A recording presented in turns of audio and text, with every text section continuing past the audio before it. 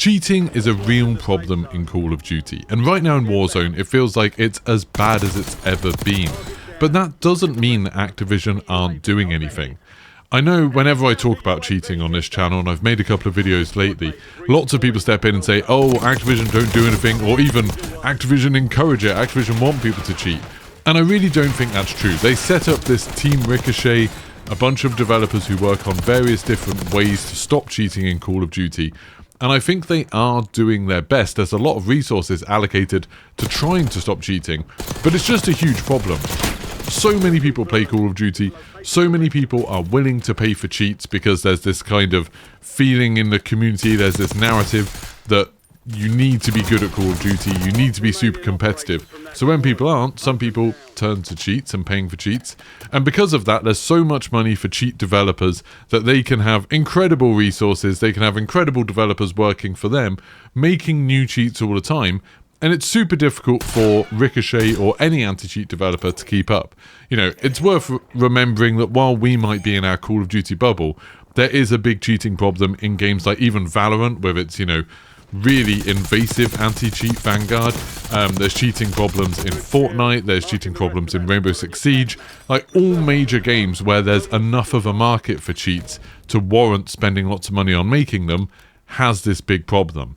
But Activision have just released a new blog post talking about some of the stuff that Ricochet's been doing and some of the stuff that they're about to put into action in Season 3. So I thought in this video we can just have a quick look at what they've said, and I'll just break it down and try and explain some of the things that they're talking about, as well as giving my impressions on whether or not this is enough, whether or not this is the right sort of approach.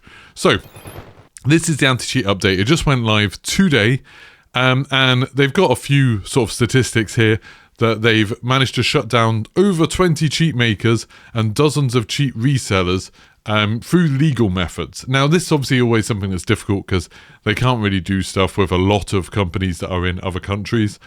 Like, there's just no sort of legal avenue to do something like that. When they say they've shut down over 20 cheat makers, I've got no idea how many cheat makers there are. I've got no idea how many different groups there are that do this.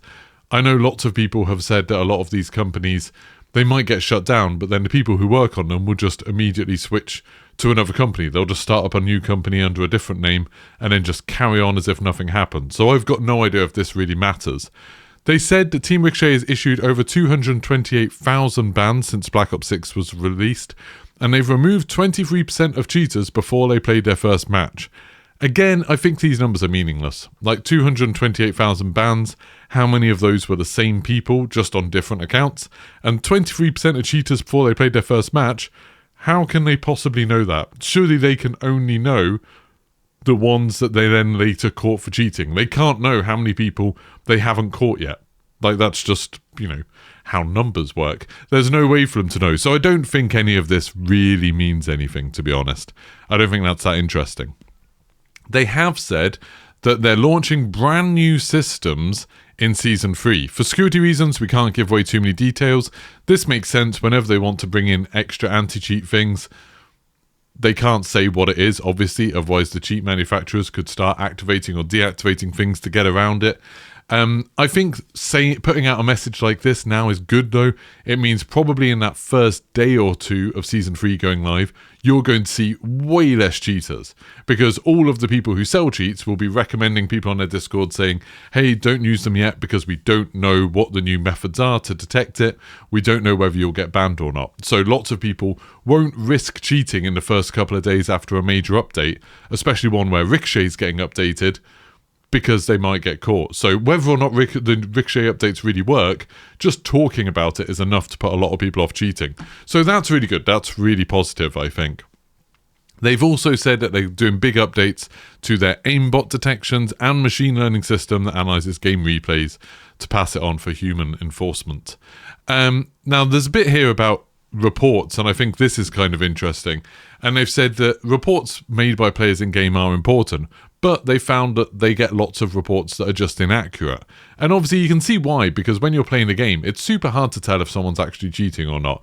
I did that video the other day where I did 14 examples of times where maybe something looked a little bit suspicious, and I said in that video, lots of those times, I don't think the person was actually cheating.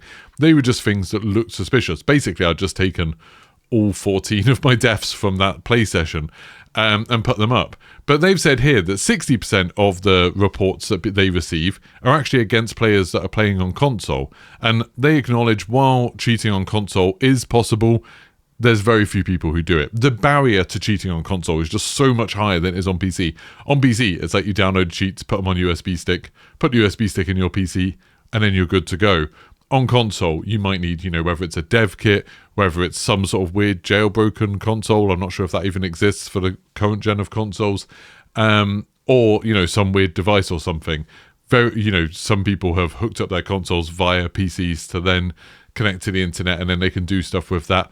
Very few people are going to jump through those hoops to cheat. So most of the cheaters are on PC, and the reports are mostly against console players who probably aren't cheating. So they've decided to change a couple of things to just make it so it's a bit more obvious why you died. So maybe it'll help you to understand what happened. And I know I'm definitely guilty of this. There's loads of times on stream when I say, oh, I thought someone was cheating. Then when I look back on it in the video, I'm like, oh, actually, I understand.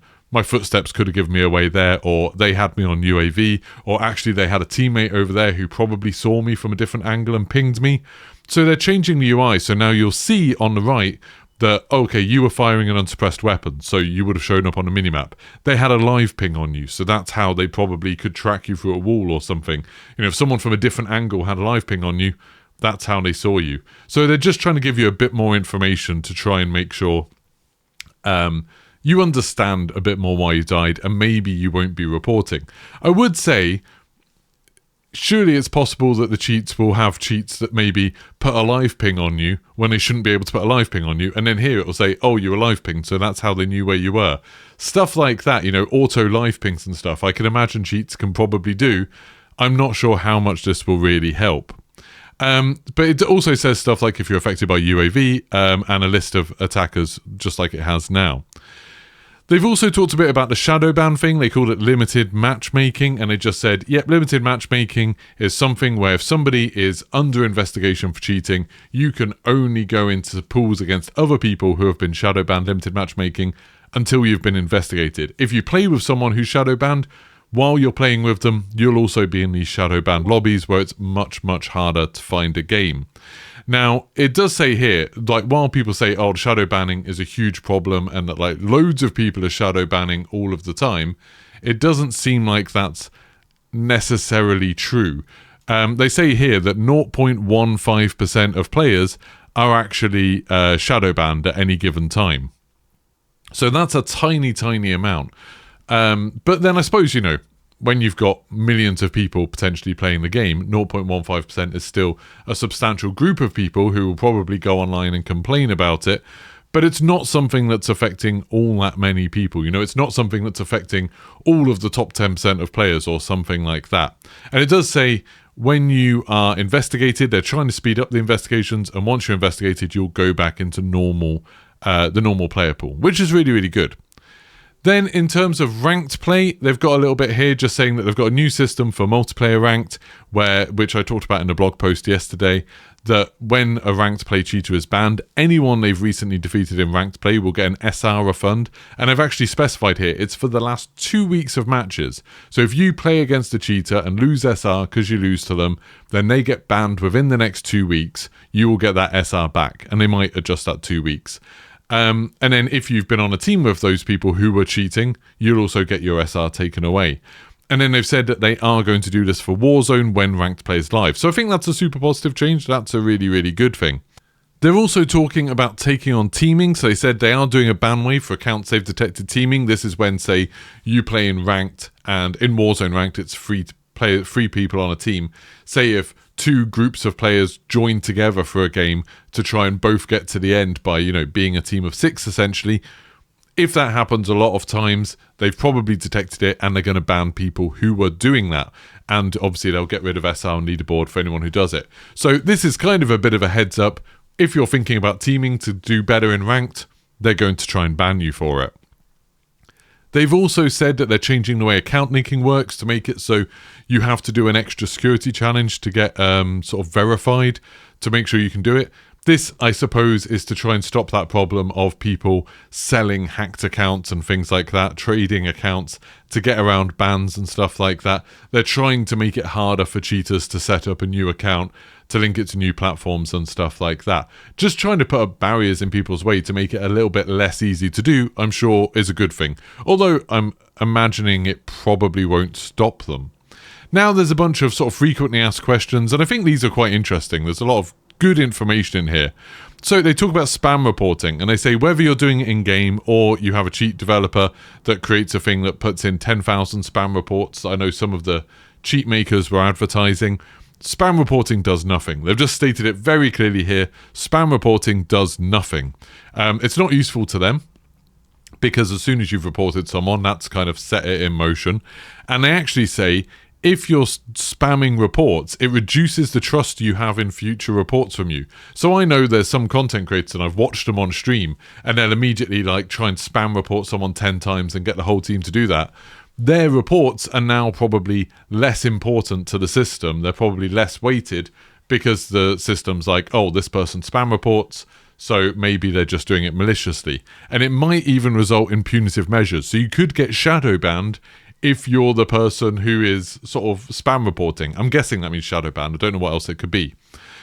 Says what has been done following any false positives. It says they do just roll back things if they find out through a later investigation that they accidentally banned someone who they shouldn't have, which I guess happened with that Bobby Poff. That's kind of what happened there.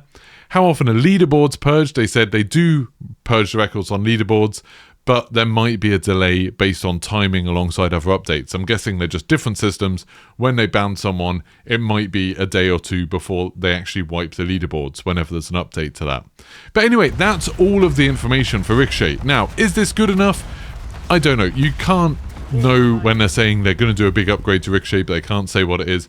We've got no idea whether that will really stop cheating. As I said, the first couple of days after the update, I imagine you won't see many cheaters, if any at all. And then after that, we'll really get a sense of, is it better than it is now? I still think they haven't done the one big thing they could do to stop cheating, which is make console-only crossplay the default for consoles. I think that would stop so many people from having to experience cheating at all. It would be disastrous for PC players, and that's probably why they're not doing it, because PC players wouldn't have enough people to play against, and they would have all of the cheaters in their games. But I still think it's probably the right path forwards. Let me know in the comments what you think about this. If you enjoy this sort of video where we're just talking about the updates they provide, let me know. Like the video, subscribe, turn your notifications on, and I'll see you for the next one. Goodbye.